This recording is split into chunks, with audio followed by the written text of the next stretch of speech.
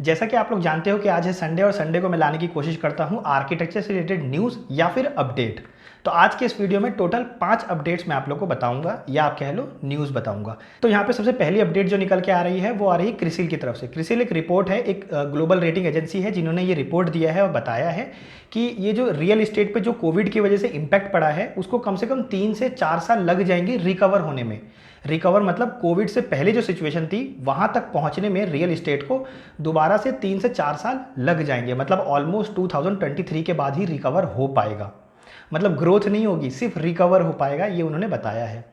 तो ये पहला अपडेट था। अब यहाँ पे सेकंड अपडेट जो है वो निकल के आ रहा है एनएचपीसी की तरफ से। NHPC means national hydro electric power corporation की तरफ से निकल के आ रहा है कि वो अपने एक प्रोजेक्ट कर रही थी हिमाचल प्रदेश कुल्लू डिस्ट्रिक्ट के अंदर, और उसमें वो अपना एक टनल का जो प्रोजेक्ट है वो चल रहा था उनका, जिसमें कि ड्रिलिंग के वक्त पर वो जो टनल है वो गिर गया और उसके अंदर जो कंस्ट्रक्शन वर्कर थे ऑलमोस्ट 4 उनकी ऑन द स्पॉट जो है वो डेथ हो गई और बाकी के जो इंजर्ड हुए उनको हॉस्पिटल में एडमिट करवा दिया गया है। अब यहाँ पर एनएचपीसी की तरफ से जो बयान आया है, जो उन्होंने अपनी बात रखी है वो ये कि ये रफ वेदर और हिली एरिया की वजह से हुआ है। मतलब हिली एरिया का जो कंडीशन है और रफ वेदर का जो कंडीशन उस वक्त बना, इसकी वजह से ये टनल जो है वो गिरा और जिसकी वजह से डेथ हुई है।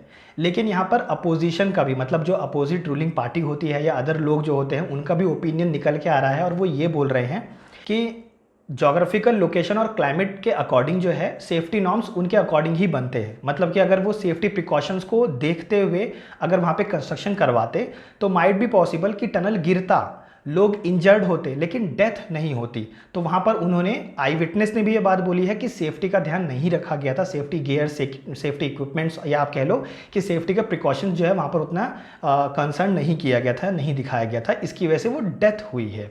तो यहाँ पर क्या सच है क्या झूठ ये तो हम लोग नहीं बोल सकते या नहीं बता सकते, बट ये है कि एनएचपीसी ने इसको नेचुरल डिजास्टर के तरीके से दिखाने की कोशिश की है, नेचुरल कॉज बताने की कोशिश की है, और वहीं पर बाकी जो लोग हैं वो बोल रहे हैं कि सेफ्टी का ध्यान नहीं रखा गया था इसलिए डेथ हुई। इंसिडेंट होता पर डेथ नहीं होती। अब यहाँ पर बात कर लेते हैं थर्ड अपडेट की। एक एजेंसी है आईसीआरए जिन्होंने एक रिपोर्ट जारी की है और उन्होंने बताया है कि इंडिया के अंदर कोविड की वजह से सीमेंट की जो सेल्स है वो ऑलमोस्ट 25% तक गिरी है। और जब ये सेकेंड वेव आया था, सेकेंड वेव में जब ये लॉकडाउन लगा उसकी वजह से 35% तक सेल्स गिर गई थी। और अभी की डेट में मींस अप्रैल और जून के बीच में ये ऑलमोस्ट 25% तक सेल्स जो है इसकी गिरी हुई है।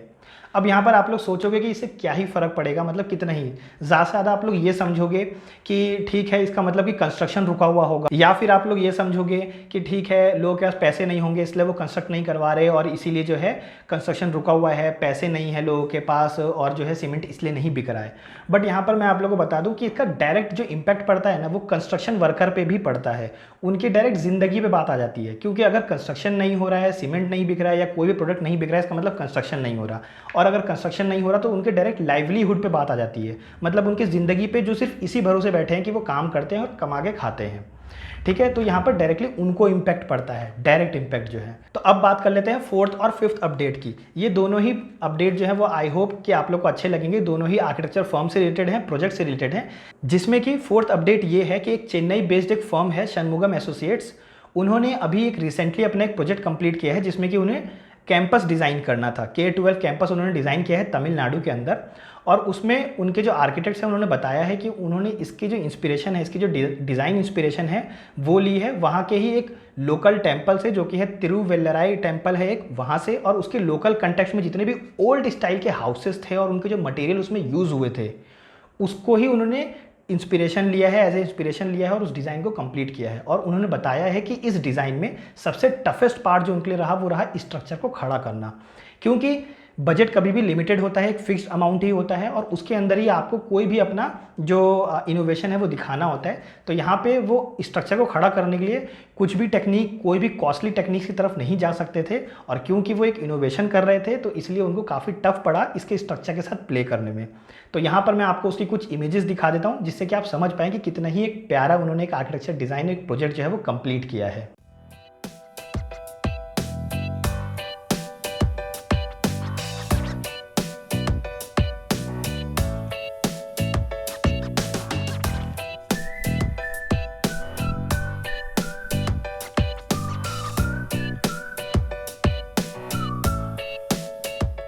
अब यहाँ पर फिफ्थ अपडेट की बात कर लेते हैं। एक केरला बेस्ड एक फर्म है, आर्किटेक्चर फर्म है, जिसका नाम है वॉल मेकर्स, और उन्होंने अगेन अपनी एक रिसेंटली जो है एक प्रोजेक्ट को कंप्लीट किया है, जिसमें कि उन्होंने एक सिंगल फैमिली के लिए एक हाउस डिज़ाइन किया है। ऑलमोस्ट 196 स्क्वायर मीटर का वो हाउस है, प्लॉट साइज़ था, उसको उन्होंने डिज़ाइन किया है। और उनके जो आर्किटेक्ट्स हैं उन्होंने बताया है कि उन्होंने इसके डिज़ाइन की जो इंस्पिरेशन है वो ली है आर्किटेक्ट लॉरी बेकर की फ़िलॉसफी से। मतलब आर्किटेक्ट लॉरी बेकर से नहीं, उनकी फ़िलॉसफी से उन्होंने उसकी डिज़ाइन इंस्पिरेशन ली है। और उन्होंने बहुत ही एक प्यारा, आप कह सकते हो कि एक आर्किटेक्चर, एक एलिवेशन और पूरा एक आर्किटेक्चर को जो है उन्होंने डिफाइन किया है, समझाया है। और इस प्रोजेक्ट का सबसे बेस्ट पार्ट मैं अगर आप लोगों को बताऊं या कह लें कि अगर की फीचर्स की बात करें तो सबसे पहला कि इसका एलिवेशन जो है वो बहुत ही प्यारा लग रहा है, मतलब देखने में बहुत ही एक अच्छा डिज़ाइन किया गया है।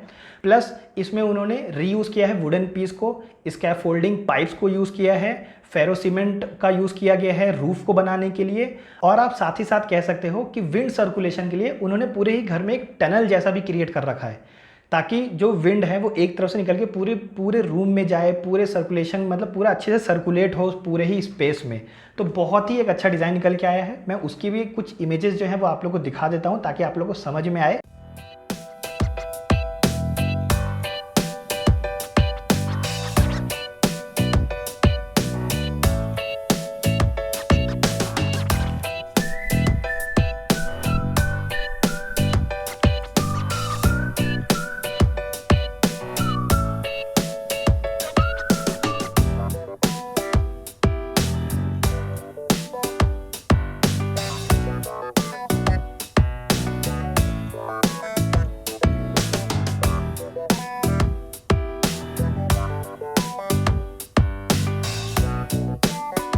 तो गाइज़ आज के लिए बस यही मेजर 5 अपडेट्स है। आई होप कि आप लोग को ये 5 अपडेट जो है वो समझ में आए होंगे।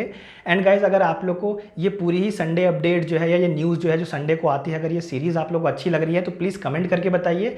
साथ ही साथ ये भी बताइए कि आप लोग को कौन से न्यूज़ से या कौन से अपडेट से ज़्यादा इफेक्ट पड़ा है, या इंस्पिरेशन मिली है या इफेक्ट पड़ा है, तो आप ज़रूर से कमेंट करके बताइए। एंड गाइज़ अगर आप लोग को ये वीडियो अच्छी लगी है तो प्लीज़ गाइज़ इस वीडियो को लाइक भी ज़रूर कीजिए। Thank you.